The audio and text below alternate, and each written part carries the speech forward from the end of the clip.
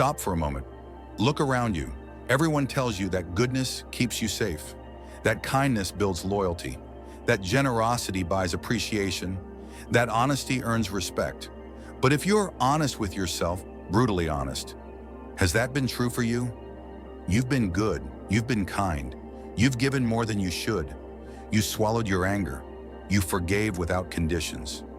You showed up when they needed you, even when no one showed up for you. And where did that lead you? To disappointment, to exploitation, to betrayal that arrived wearing the same smile you once trusted. The world teaches you to be good, but it never teaches you how to survive being good. I know that because I used to believe the same lie. I thought goodness created immunity. I thought being selfless protected me from selfish people. I assumed that if I gave enough, supported enough, and understood enough, the world would eventually give back. But the world doesn't always return what you invest, and people don't always appreciate what they receive. This video isn't about becoming cruel. It's about finally understanding the psychology behind why your goodness became your weakness and how to transform it into power. Write this in the comments if you feel it. I choose strategic goodness. Because today, intention becomes weapon. You know this feeling. You were good and they labeled it expected. You were generous and they labeled it obligation. You were always available and now your absence feels like betrayal. The truth no one speaks aloud. Consistent goodness makes you predictable.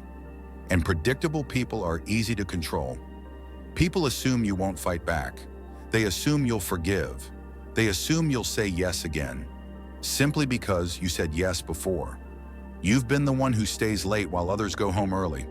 You've been the one who listens to problems but has no one to call when the pain is yours. You've been the one who adjusts, compromises, sacrifices, while others simply continue taking.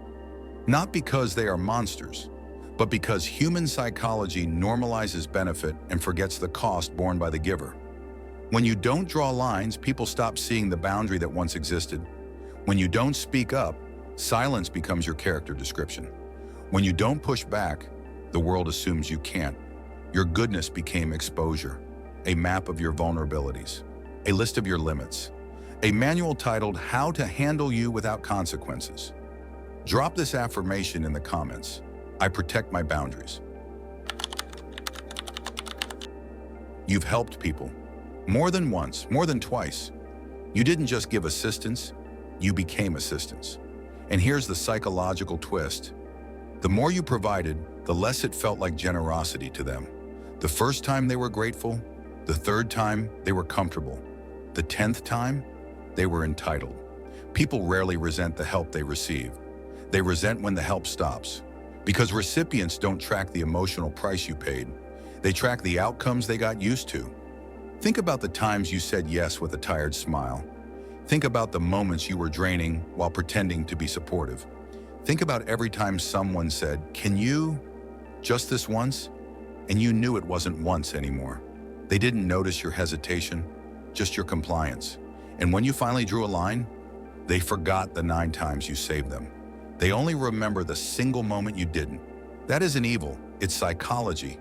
Humans adapt to comfort, and comfort turns contribution into expectation. Write in the comments, I give with intention. Let's speak the darker truth. People don't care if you're truly good. They care if you appear good. Society is obsessed with the performance of virtue, not the substance. You can be honest and be disliked. You can be loyal and be ignored. You can be generous and be forgotten. But the one who manages impressions skillfully, the one who controls how they are perceived, that's the one who gets permission to influence.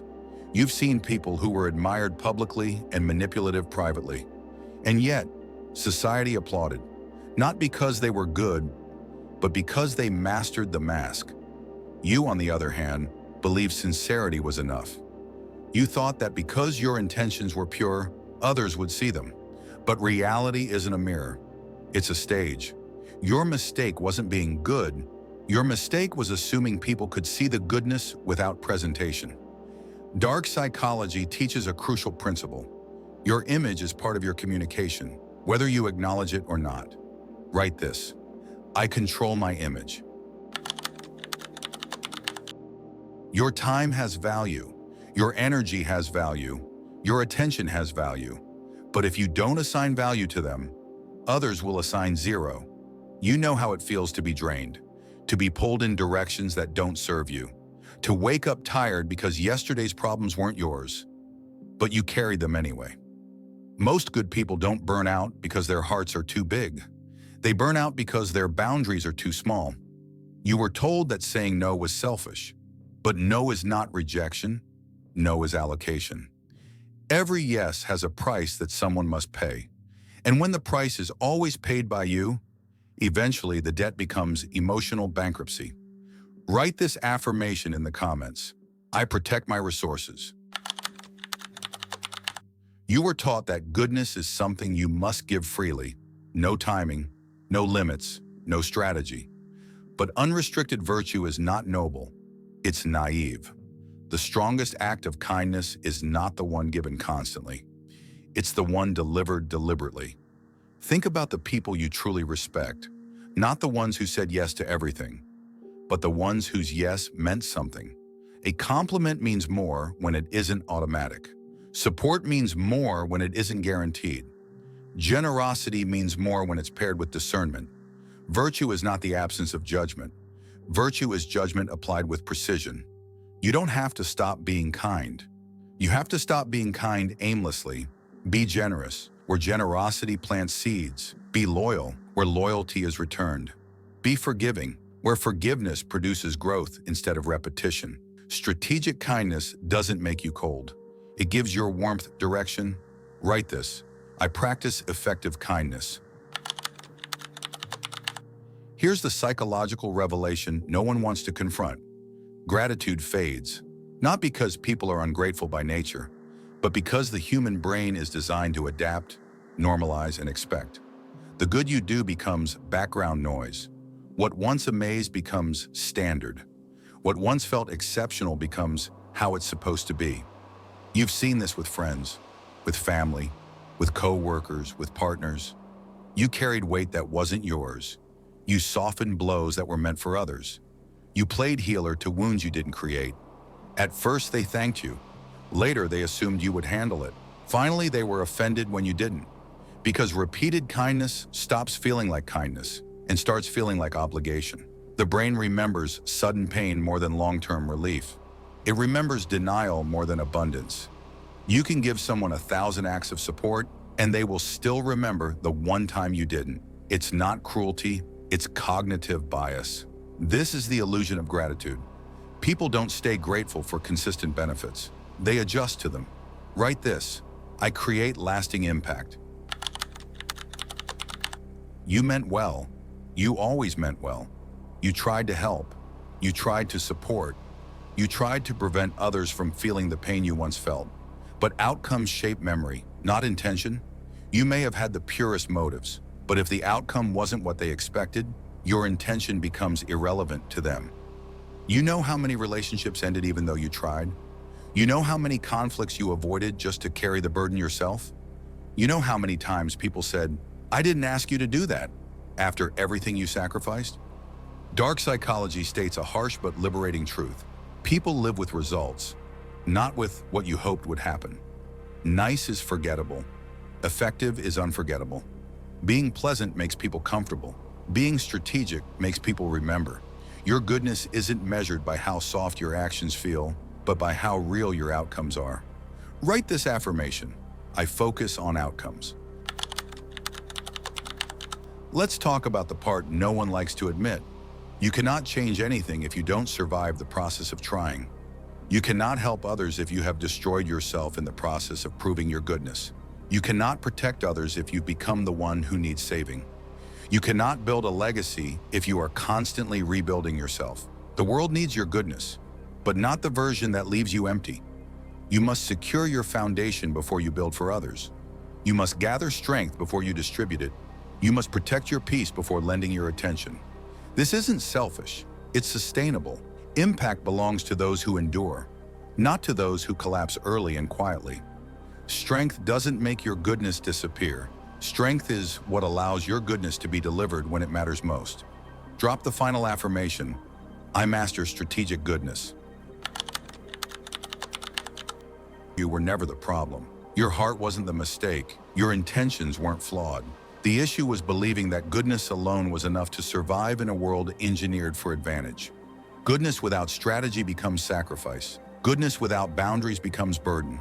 Goodness without direction becomes self-destruction disguised as virtue. But goodness with awareness, goodness with timing, goodness with strength, that becomes influence. That becomes respect. That becomes power delivered ethically and intentionally. Don't stop being good. Stop being predictable. Stop being endlessly available. Stop being the answer to problems that aren't yours. Transform your goodness from instinct to instrument, from reaction to decision, from reflex to weapon. In a world shaped by wolves, don't become a wolf. Don't remain a sheep. Become the one who decides where the flock goes, the one who leads through wisdom, restraint, and clarity. There's something else you felt, but never admitted aloud. A quiet anger beneath your patience, a silent rebellion behind your smile. Because part of you knows this truth already. Every time you saved someone, you lost a piece of yourself. Every time you said yes to avoid conflict, you created a conflict inside your mind. Every time you stayed silent to keep the peace, the war simply moved inside your chest. You've been applauded for your resilience, but no one noticed the fractures. You've been praised for your loyalty, but no one checked where it was bleeding you. You've been appreciated for how strong you are, yet no one asked if you wanted to be. The darkest part of this entire cycle is simple. People rarely notice the pain you prevent, only the pain you cause when you stop preventing it. You know that moment when you finally stand up for yourself and they say, "You've changed." No, you didn't change. You simply stopped being convenient. Your evolution feels like betrayal to those who benefited from your stagnation. Your boundaries sound like aggression to those who thrived in your silence. Your self-respect looks like selfishness to those who were comfortable taking from you. But here's the psychological reversal. The moment you stop handing out pieces of yourself is the moment your presence becomes valuable again. Scarcity creates respect, and selective access creates demand. Not because you're withholding cruelty, but because you're finally recognizing your worth. If you've ever wondered why people treat others better than they treated you, it's often because those others required it. You didn't. And now, you will. If this awakens something you've been ignoring, like this video, subscribe to the channel, and comment the moment in this script that finally explained what your intuition has been warning you about. Because the shadows always know before the light does, and you're finally learning to see in the dark.